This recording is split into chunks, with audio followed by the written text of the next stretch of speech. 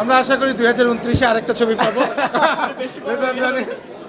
তবে ইনশাল্লাহ এই যে দর্শকের ভালোবাসা পাচ্ছি এটাই তো অনুপ্রেরণা, এবং আপনারা আজকে যেভাবে আমাদেরকে অনুপ্রাণিত করছেন, আমি অবশ্যই নিয়মিতই আবার কাজ করব।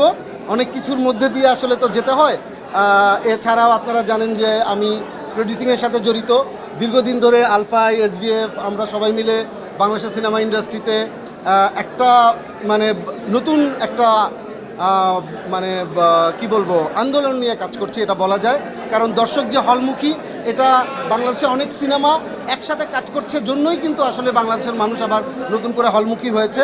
কাজেই আমার নিজেরও এই দমের পরে যেহেতু দর্শকের ভালোবাসা আছে, চেষ্টা করব আরও তাড়াতাড়ি, খুব বেশি গ্যাপ না নিয়ে আবার নতুন করে সিনেমা বানাতে।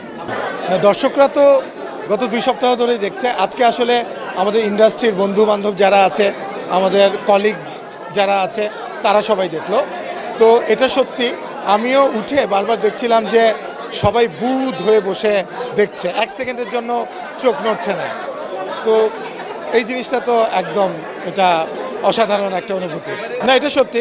আমরা এর আগেও যখন ছবি বানিয়েছি আমরা দেখেছি যে অনেক ধরনের মিশ্র প্রতিক্রিয়া থাকে। এইবারই প্রথম দেখলাম যে সব বয়সী দর্শকরা কোনো ধরনের কোনো নেগেটিভ রিভিউ আমরা এখন পর্যন্ত পাইনি। এটা তো অবশ্যই। আর আজকে তো আমাদের জন্য একটা ইটস এ বিগ ডে। আমাদের ইন্ডাস্ট্রি সবাই দেখলো, সাংবাদিক ভাইরা দেখলো, তোমরা সবাই দেখলে। তো এটা তো অফকোর্স এটা এবং এই যে এই রিয়াকশানটা সবার, আমার মনে হয় আজকেও কোনো নেগেটিভ রিভিউ কি পাওয়া গেছে কেউ? So this is a big thing for us. যারা এখনও দম দেখে নাই, দম দেখে ফেলতে হবে।